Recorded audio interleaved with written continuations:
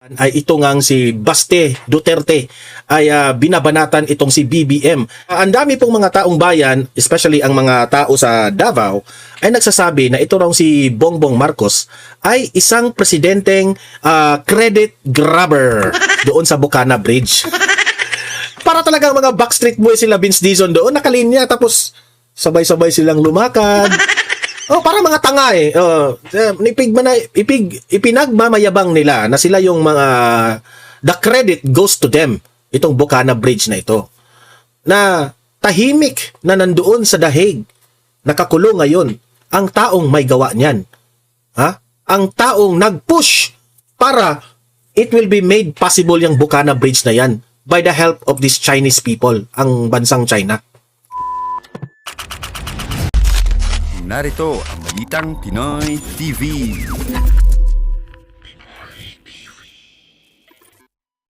Soundcheck, mic testing, 1, 2, 3, BBM, bangag, okay na. Magandang hapon po sa ating lahat. At heto, ang dami pong mga maiinit na balita ngayong araw na ito. Ang una nating pag-uusapan ay ito ngang si Baste Duterte ay binabanatan itong si BBM. Ang dami pong mga taong bayan, especially ang mga tao sa Davao, ay nagsasabi na ito raw si Bongbong Marcos ay isang presidenteng credit grabber. Kasi alam naman nila ng mga taga Davao na pinupunduhan yan ng bansang China sa panahon po ni former President Duterte, yung Bocana Bridge na yan. Pero ngayon, parang ipinilabas ni Bongbong Marcos na pinipressure raw niya ang DPWH na bilisan nyo ang paggawa ng Bocana Bridge kasi i-inaugurate na natin at handa na nating buksan. Mamaya, so much with that ha, ano bang sinabi ni Baste Duterte kay BBM? Itong si BBM ay nakakantsawan tuloy ni Baste Duterte. Kasi epal mahilig mang credit grab, okay? Yan mamaya ang ating papanoorin, okay? Pero guys, bago ang lahat, bago natin ito pag-uusapan, help me po na i-like muna ha at i-share itong video na ito para guys kakalat ito sa taong bayan. Okay, sabay-sabay nating i-like muna at i-share itong video natin, Facebook at YouTube. 1, 2, 3, go! Okay, like and share para maraming makalam. And also guys, paki-subscribe at paki-follow ito para lagi kayong updated sa mga balita na kagaya nito. At ma-notify ang inyong mga cellphones kung meron tayong breaking news. Okay? So, kagaya nito, breaking news ito. So, sabay-sabay natin i-follow, i-subscribe, Facebook at YouTube. Ready? Follow, subscribe. 1, 2, 3, go! Ayan, thank you very much. Okay. So, heto na nga. Bumisita kanina, no, nag-trending yung mga pictures ni Bongbong Marcos doon sa Bocana Bridge. Para talagang mga Backstreet Boys sila, Vince Dizon doon nakalinya, tapos sabay-sabay silang lumakad. Para mga tanga eh. Ipinagmamayabang nila na sila yung mga the credit goes to them. Itong Bocana Bridge na ito. Na tahimik na nandoon sa dahig. Nakakulong ngayon ang taong may gawa niyan. Ang taong nag-push para it will be made possible yung Bocana Bridge na yan by the help of these Chinese people, ang bansang China. Marami. Kung titingnan nyo ngayon sa Facebook, nagkalat po ang ebidensya na that is funded by the China. Okay? Tinutulungan tayo kung paanong negosasyon yan, no? With the Philippine government and the Chinese government. Okay? So, heto yung banat ni Baste Duterte. Ayan, nakatikim katuloy dito kay Baste Duterte. Okay? So, heto yung balita. Galing ito sa gikan sa masa para sa masa. Okay? Ito yung balita ngayon ha. Nasa Davao si Marcos Jr. Dumating na sa Davao City si Pangulong Ferdinand Marcos Jr. upang, for sure, nagsuka-suka na yung mga tao dyan, nakakita ni BBM. Upang simulan ang inspeksyon sa 3.126 billion Davao River Bocana Bridge. Kasama si Public Works and Highways Secretary Vince Dizon at iba pang miyembro ng gabinete. Parang mga Backstreet Boys eh. Kita-kita nyo, trending ngayon sa social media, parang mga Backstreet Boys lumalakad doon sa bridge. Bago pa man ang pagbisita, tila nagpatutsada na si Davao City Mayor Sebastian Baste Duterte nang ipaalam sa mga Davaoenyo ang pagdating ni Marcos Jr. Isang araw bago ang aktwal na inspeksyon. Di ba? Alam na kasi ni Baste Duterte na darating si BBM. Kaya kinakantsawan na niya. Kasi mag-credit grab na eh. pagmamalaki ni Marcos Jr., kabilang umano ang Bukana Bridge sa 4 na pangunahing proyekto ng gobyerno sa Davao City. Pero BBM, ito yung opinion ko dyan ha, huwag mong isali ito sa Build Better More mo. Kasi sobla pa ito sa mga build ni FPRRD. Credit grabber kang tanga ka. Ito na yung kantsaw ni Basti Duterte kay BBM. Darating si BBM bukas para tingnan ang Bukana Bridge niya. Niya. Kantsaw na kantsaw itong si Basti Duterte, oh. Bukana Bridge niya. Sa iyo pala yan? Di ba? Ikaw nang magaling, Bongbong Marcos. Sa iyo na yung Bukana Bridge. Kainin mo yan lahat. Wala yan sa kalingkingan sa mga andaming mga big ticket projects na ginawa ng dating Pangulong Duterte. Okay? Palakpak na kayo agad. Ayan, palakpak ni Marcos. Boo!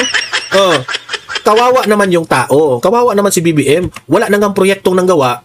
Naning credit grabbing pa, di ba? Palakpakan nyo na lang para trip niya di ba? Ang lakas ng tama Mayor Sebastian Basti Duterte, Davao City, sinabi po niya ito kahapon December 3, 2025. At ngayon, nagsalita na rin si BBM. Ito yung sagot ni BBM nung pumunta siya sa Bukana Bridge ngayong araw na ito.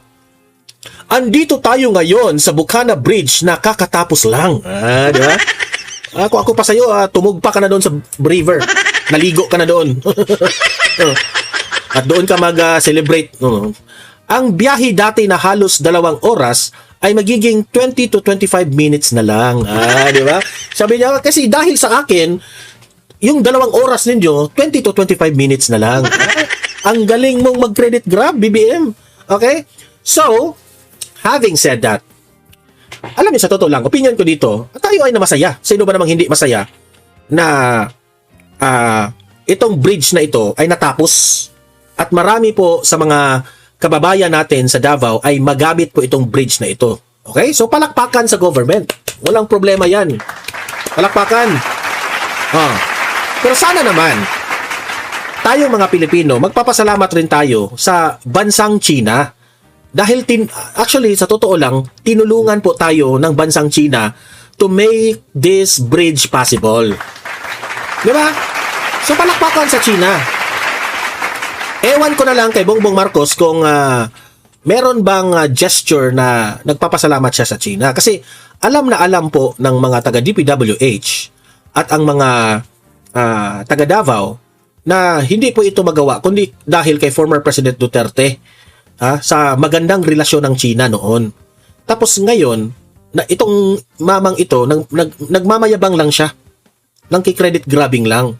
Sana naman, tayo ay natuwa na sasabihin na, ang toxic mo doon, Mar. May natapos na ng proyekto, toxic mo pa rin. Sabihin nyo na lahat yung sabihin. Basta kaming mga Duterte supporters, hindi kami papayag na hindi namin papasalamatan at i-recognize ang efforts ng mga Duterte dito at ang China. Sasabihin na, pro-China. Paano kami naging pro-China? Totoo yan That's a fact. Hindi po yan fake news. Yan ang katotohanan. Mulat tayo, ang mga taga Davao, na this is funded by China. Ewan ko lang kung ano ang ambag ng China dito. Basta, meron siguro, hati ba? Hindi ko lang alam I'm not so sure with the details kung itong bilyones na project na ito. Kung magkano po ang naibigay ng China at magkano rin ang ambag ng Pilipinas. Basta, walang kinalaman ang administrasyong Marcos dito. Yun ang katotohanan. Mag-real talk tayo kasi mahirap na maraming tao ang nag-e-effort dito na made possible po yung Bukana Bridge at iba lang ang tao na magre-receive ng palakpakan. Boo! Ay, hindi kami papayag. Ibang tao ang nag-effort tapos ikaw ang masayang-masaya dyan? Kakapal ng mukha nyo. Di nyo nga masagot-sagot yung mga laganap na mga korupsyon na nangyari sa administrasyon ninyo. Tapos heto yung matino na proyekto, nandyan ka kaagad. Tigas ng ulo nitong ang kakapal ng mukha nitong taong to. Di ba?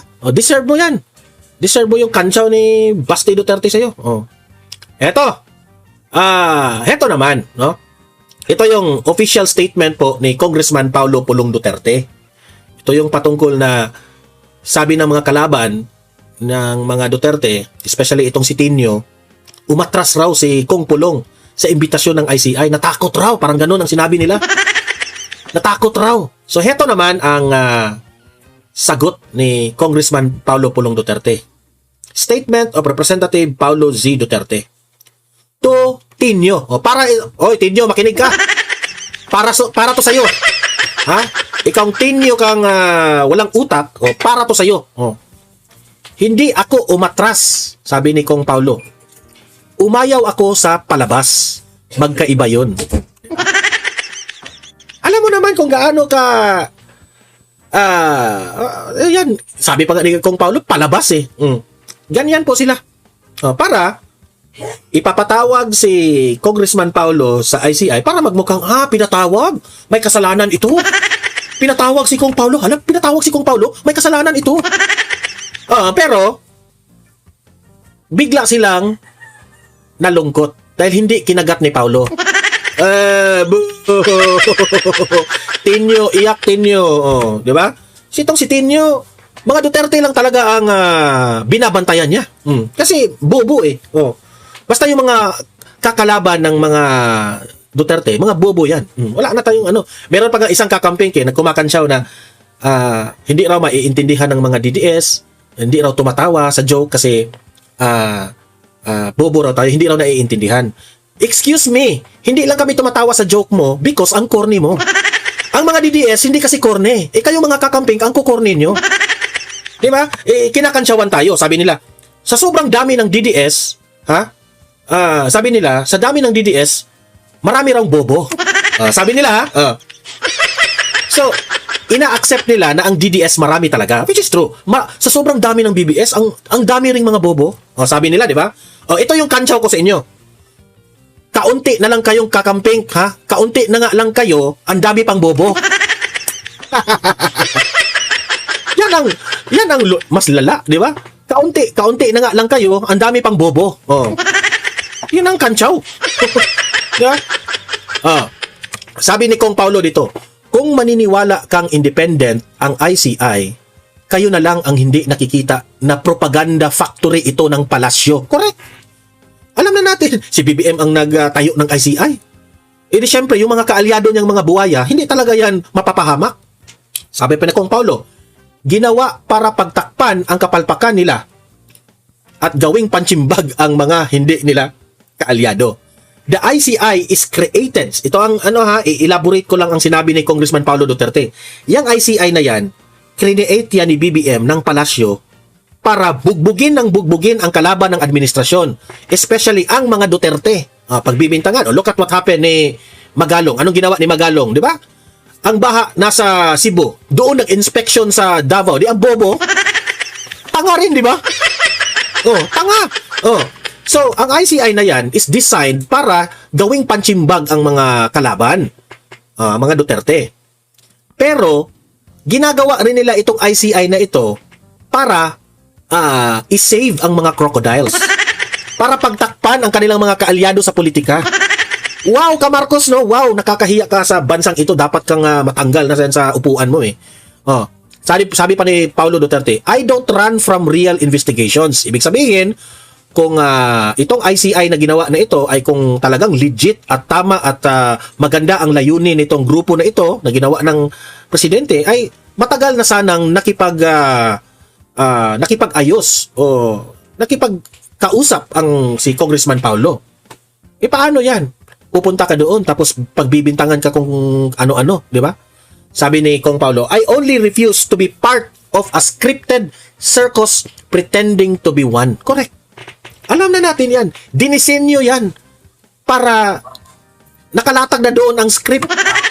Wala ka nang magagawa dyan. Kung pupunta ka sa ICI, para kang artista na wala kang magawa, kundi sasabihin mo na lang at nakasubaybay ka na lang sa kanilang script na buong akala ninyo totoo. Kasi linlangin nila ang taong bayan. Magpe-pretend sila at magpe-pretend. Sabi pa ni Kong Paulo, kayo yata ang dinadaga kasi takot kayo. Tinyo makinig ka Tinyo. Kayo yata ang dinadaga kasi takot kayo at naging bayaran ng isang bangag. Ano na mga teachers yan ba nagpe-present sa inyo? Correct. Yang si Tinio na yan ba ang nagpe-present ng mga teachers? Nakakahiya naman. Bangag at bobo pa. Tapos sasabihin niya dito na, si Paulo ay umatras. Ito ba ang kind of teachers na inipresent ninyo? Di ba? Para kayong mga parang hindi kayo ang nagpe-present ng bilang teacher. Di ba? Ang alam nyo lang pamumulitika, ang alam nyo lang ay bantayan ang mga Duterte. Di ba kayo nahiya dyan? Ang laki-laki ng nagawa ng mga Duterte sa bansang Pilipinas, tapos kayo, nandyan lang kayo para bantayan at bahira ng kamalian ang mga Duterte. Ikaw, Tinyo, ha? Para kang tanga. Tanga eh. Kung gusto mo, kung ako pa sa mga teachers, no? I-discredit nyo yung, patalsikin nyo yung Tinyo na yan. Kung gusto mo ng katotohanan, sabi ni Kong Paulo, wag sa stage na may teleprompter. Correct, di ba? At wag mo akong turuan ng tapang habang nasa propaganda committee ka rin sumasayaw. Correct. Kasi ikaw, Tinyo, halik sa puwet ka. Di ba? Kung ano ka rin eh. Sa Bisaya pa yan, bintahuso ka, manggagamit ka rin ng Ito na nga mga kabalita. Ano na ang masasabi nyo patungkol sa balitang ito?